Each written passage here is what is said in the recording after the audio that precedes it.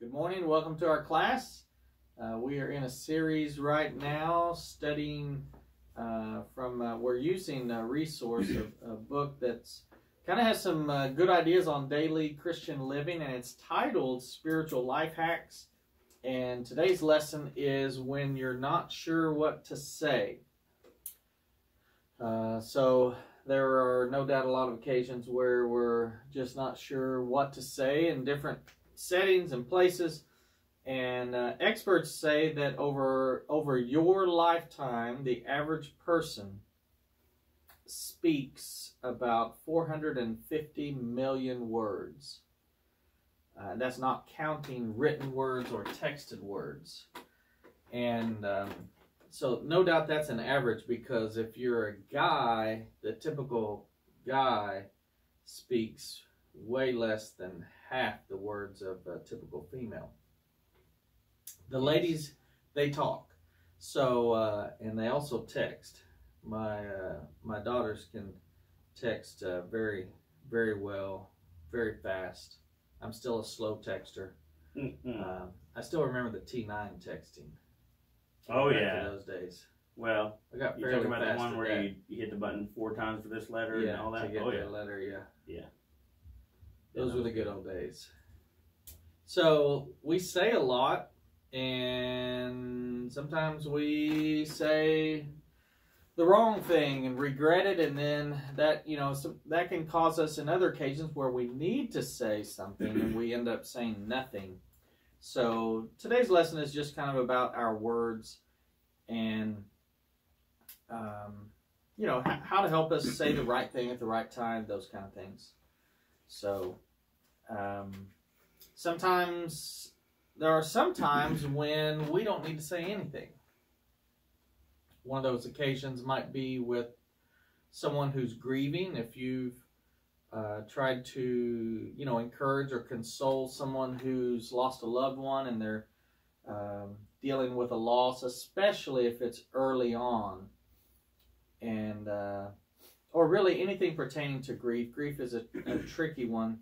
It's so, when someone's down, you want to say something to make them feel better. And there are a lot of things you can say when someone's grieving that will not make them feel better.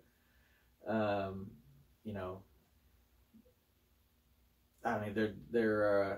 can think of, one example is if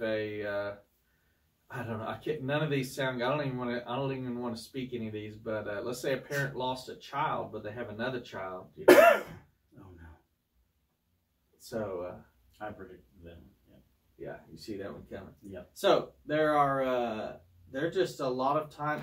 Here's the deal. The irony is when you're consoling someone who's grieving, it's amazing how comforting it is just to be there, not saying anything. Especially if it's soon after a loss or at the funeral home or at the funeral service, anything like that. So oftentimes just your presence, a greeting, if it's appropriate, a hug, those kind of things, it's way better than awkward words that we should not say. Yeah, I think that's kind of where the less is more kind of really shines through. The same can be said, that same advice applies to even other areas. Sometimes when you're trying to teach a class or when you're trying to drive a point home or even in a sermon, you try and, in your mind, you're thinking that you're continuing the elaboration.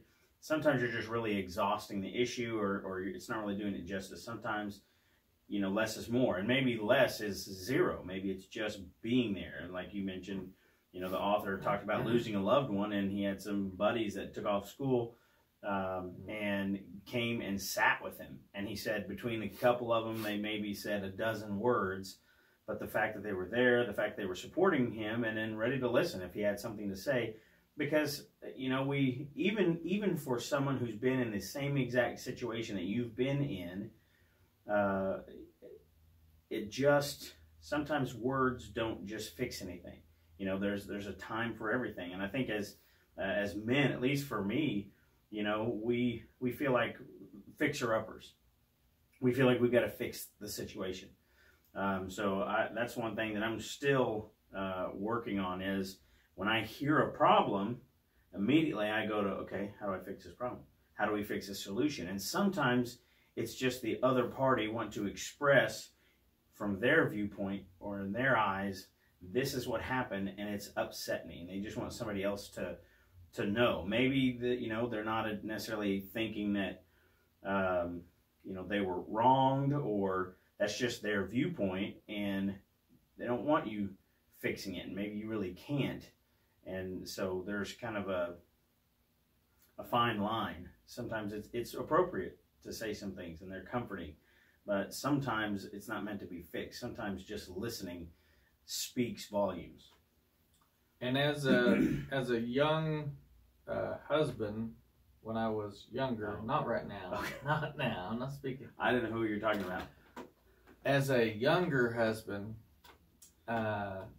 oftentimes, Stephanie would tell me a problem, as wives will do, and I thought that was my cue to tell her what to do, because as a husband, as a guy, we are wired to fix, and if someone's upset, then let's neutralize the problem. And so I would give advice, and usually that did not go over well. Because that wasn't what she was wanting. I learned. It reminds me of even like in the firefighting world at when I worked at a chemical plant, they always told us, there are some things that put out fires if this is the energy source, but sometimes this, in one situation, something that might put out a fire, depending on what's burning, that could just fuel the fire. And so, you could, in a sense, be coming with something that has neutralized fires before. If there's a time when we need to fix something, we can provide a solution, and it worked. But sometimes you try to use, okay, I got my fire extinguisher, my solution fire extinguisher, and that just, and you don't know why, and it takes a few splashes of that solution additive, and wait, this ain't working. I'm just adding fuel to the fire. So that can happen with our wives or spouses. Is that what you're saying? That can definitely happen. Saying? Yeah. Yes, that's exactly what I'm saying. The younger, or older. Okay. Yeah, doesn't matter. Yeah, there's no discrimination against age. No limit. Sometimes a problem just needs to be heard. Evidently, that's what I'm told. I'm learning. I tell you. Okay, so another situation where saying nothing might be the best thing is when someone's angry. If you're dealing with someone who's angry, and especially if you're not really, on their side or in their same position on a deal. Someone's angry and you're trying to deal with them, and you're trying to. I tell them to calm down, and that evidently also does not work, especially for a wife. In my experience, my humble opinion. So here's the truth: when someone's angry, if you match that anger with words that are sharp and to the point, would you believe that does not normally help? So you just hit it equal. So it's coming with this force. I'm going to match that force, and it doesn't just squash it. That does not help. No, it doesn't squash it. Progressively get larger. We get bigger. There's a few sentences that actually do the opposite of what they sound like, a few phrases. So a few would be like, calm down. I'm going to need you to calm down. You would think that would help. That your need may be that you need him to calm down, but that phrase will not generally, receive that outcome. Also, you ever have somebody say, hey, no pressure, immediately. There's pressure galore. No pressure, I don't mean to pressure you. Don't mean to pressure you. But we're going to need you to make both these free throws, or we're going to lose the game. Right. No pressure. No pressure. There's going to be pressure. So it's just a reminder that there is pressure. Basically, that's what that is. Yeah. So, someone who, and sometimes maybe someone's not angry, they're just not in a position to hear what needs to be heard. Maybe a situation is too fresh. Maybe they are too, maybe they're very emotional about something. So sometimes we use a little wisdom, we can realize, okay, this person's probably not ready to hear this. And so that's not the time to say it. And then one more is, we're talking about occasions where it's best to say nothing. This one is when you yourself are angry. When I look back at the times that I have been angry and I said things, I don't know that I can identify a single one where I said something that truly came out of anger, and I look back when I calm down and I think, I nailed that one. That was exactly what was needed. That's that righteous anger that you're talking about. That was just exactly what was needed in that situation. I always regret what I say that comes really directly out of anger. Always. And it may not be the words or the message was, improper, but the way I would say it in anger would definitely be improper. So I have one thing I've gotten better at is when I'm angry or someone else is angry, just not saying things is there's a lot of wisdom in that. So now here's one. This another side of this though is where I struggle, and that is when sometimes something does need to be said. And an example of that would be where there's obviously unresolved issues in a relationship. So a scripture on this is Romans 12:17. I'll start reading in verse 17 in Romans 12. It says, "Repay no one evil for evil, but give thought to do what is honorable in the sight of all. If possible, so far as it depends on you, live peaceably with all. Beloved, never avenge yourselves, but leave it to the wrath of God, for it is written, 'Vengeance is mine, I will repay,' says the Lord." So this passage gives us, some guidelines, and one guideline is don't feel like you have to defend yourself. If someone wrongs you, don't go and wrong them back. That's not how we are to live. And then verse 18 is really the guideline that says, get along with people, live at peace with people. So what happens when you're not getting along with someone because there is unresolved, conflict? There are hard feelings. There's something, and it's not, sometimes, usually a couple days, if we get upset about something, a couple days, it blows over, or a week, and maybe you can move on in a relationship. But when you cannot, then something needs to be said. So, how do you do that? What do you do when you're not sure what to say, but something needs to be said? So when you go to confront in a situation like that, basically, hey, can we talk? And you go to talk to someone about, obviously there's problems between us. One piece of advice is to pray before you do it. For sure involve God in this. Otherwise it can become, really, we can deal with things our own way, and without Christ, our way is usually not very good. It's easy for pride to jump in too, because you go in, you're trying to take the first step, and in your mind you can quickly say, listen, I'm the one that's trying to get this resolved, so I've got a feather in my cap because I'm trying to get this fixed.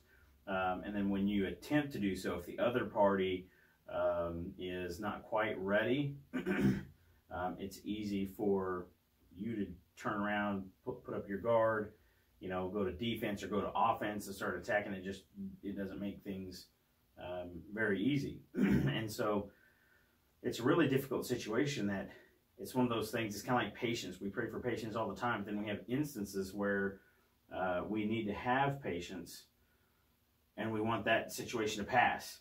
We don't understand that might just be the opportunity for us to learn how to be more patient. And so it's kind of like with altercations, until you learn how to be a better problem solver or conflict resolution specialist, then you kind of have to just go through those motions, because you never know what the other party is going to be. But prayer is definitely a big point, and then just coming very soft and easily, just saying, hey, can we talk? It's usually, if you go up and say, hey, we need to talk about how you messed up back there, that is totally, that's not going to work. I mean, I'm not speaking from experience, but I can assure you that that's not going to be. You can predict that one. That is not going to be the best opportunity. It reminds me that when you confront, if you confront someone in a situation and you're trying to, resolve an issue, if you have the least bit of chip on your shoulder, you talk about pride. If you have, you might go in starting with a good tone, but if you've got something, even something in the chamber, you know how sometimes it's like you're playing cards. You're going to start out with your easy card, but you've got this humdinger right here. If they make the right move, I'm dropping this one. So that's where we want to pray and let God, have control of me in this situation. Something else is if you're like me, I do not like to confront. I do not like, uncomfortable conversations. And one thing I need to tell myself more, because you talk about patience, a lot of times, a lot of things are learned through exercising and experience. So one thing I need to tell myself more is that the more I do the more I have these uncomfortable conversations, the easier they will get. The better I will be equipped by God to handle these things. So anyway, that's a good thing. One suggestion is start out the conversation and make your first card whatever you have contributed, whatever you can admit, whatever you can own up to. It's not easy to do. None of us like to say we were wrong or we could have done better, but go ahead and play that first card. That sets the tone for the situation. So, you can say to someone, I know we've, kind of gotten crossways, and I know I didn't handle it the best, and I want to apologize for that, or if I could go back, I would do this different. Anyway, just owning up to, here's what I contributed. You talk about having one in the chamber, though. Those can backfire, too, because, when somebody, even still, they're saying that, maybe they kind of believe they were in the wrong, but they feel like they're taking one for the team. They feel like they're a little bit benevolent. I'll give you that one. I may have had this problem here. And they jump in with, and boy, did you ever. Yeah, you were acting like this, and you're going, you gotta be ready. I was willing to admit it. Right. I can say it, but I don't need you say it. We already talked about it. We're done. I don't need you adding to it. I done said it. I apologize. Now let's get to your faults. That's what I'm after anyway. That's what I'm after anyways. I was taking one for the team back there. Yeah. I mean, I still kind of wonder if I wasn't justified, but yep. I'll apologize, but the other team the other person starts saying, oh yeah, and they add to it. You start wanting to defend yourself. You know what? And then you turn into, well, I wasn't even sorry for that other thing. I was just saying it just to try and fix this. But apparently, you're going to be too bullheaded, and you're going to be too stubborn, and we're not going to get past, It can take a quick turn. It can turn south. Yeah. And that's where that prayer going into it, we have to have, you have to have the right mindset. I look back on my life experiences, and it's true, a lot of times unresolved conflict, it's not good to just leave it unresolved, but what's worse than that is to make a bigger mess of it. And that's how, if you go in to resolve something and you say, all right, I'm going to start out good, but I tell you, if they take a verbal swing at me, if that's your attitude, then the devil's just licking his chops, because he's about to make a bigger mess of it. Ideally, be able to say, whatever you feel like you did wrong, we would be much better off for admitting our wrongs more often. It's hard to do, but just the more you can do it, it is a blessing to relationships to be able to say, I messed up. I was wrong. And, point out what it was. And then here's a great statement. This is also hard to say, but to say, I'm sorry I hurt you. Will you please forgive me? That's a really hard one. And you mentioned pride earlier. that's humility at its greatest. To be able, it takes a lot of humility to say, I was wrong, and I ask that you please forgive me. That's a big one. Yeah, because, especially if you're expecting, they go, okay, yeah, I'll forgive you. And then it's like crickets. And you're kind of like, no, wait, no, this is that part where. This is where you talk. Now you can say what you're sorry about.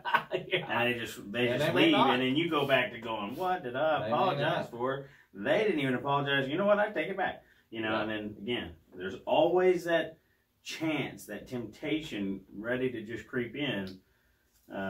We have to be careful about. Which another great tip is when you approach a conversation like we're talking about, bear in mind that make it your goal to plant seeds. In other words, you're there to play your cards, and knowing that they will likely take what you're saying later and they will think about it.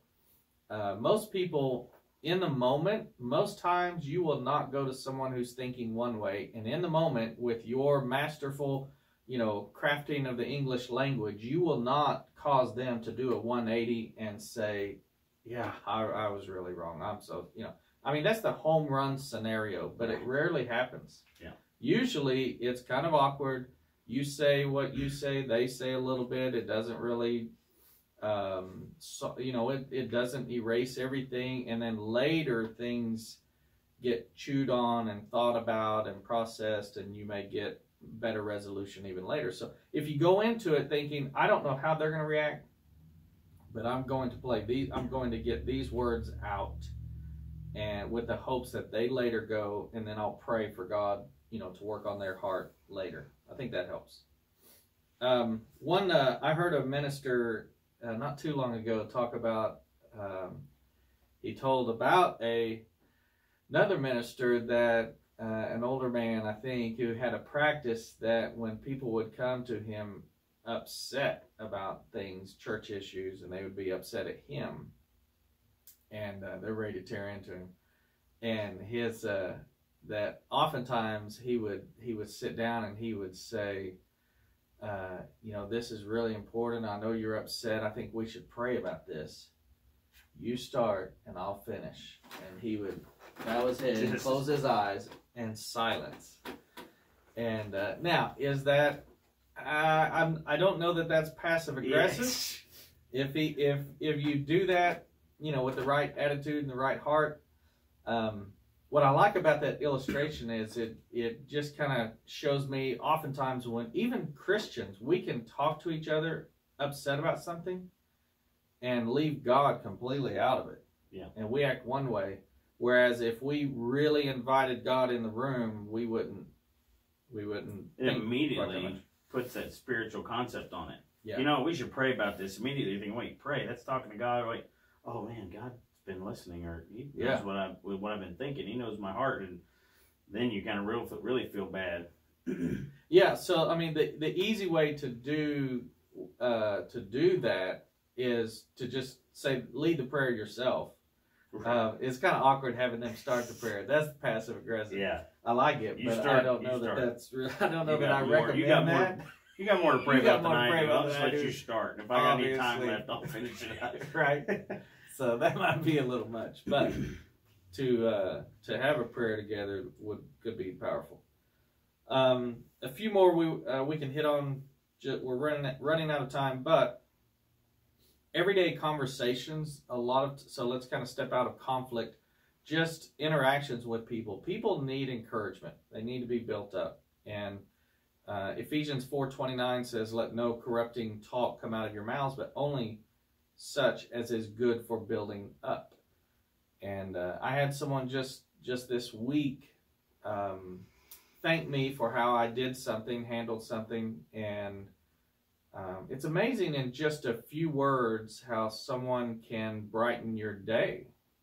The Bible tells us our words are powerful, and I'm reminded of it once in a while when if I receive just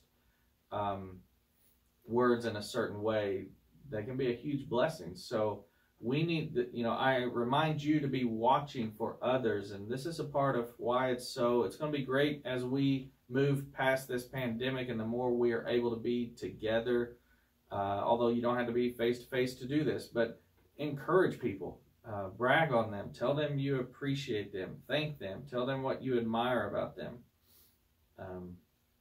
And if someone's struggling, give them that pep talk.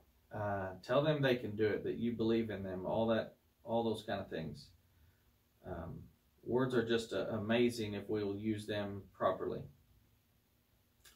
So this will be a good place to stop, and we hope this was a benefit to you. I know today's lesson is probably useful. I don't know if there's someone that doesn't need, to think a little more about how we say what we say, and some of you need a better zipper on your mouth, and I'm the opposite. I'm the one that there are things I need to say sometimes, and I'm too uncomfortable, so I need to push myself and let God, give me the strength and grace and what I need in those moments. So anyway, hope you have a good rest of your day. Here in a few minutes, we look forward to worshiping together.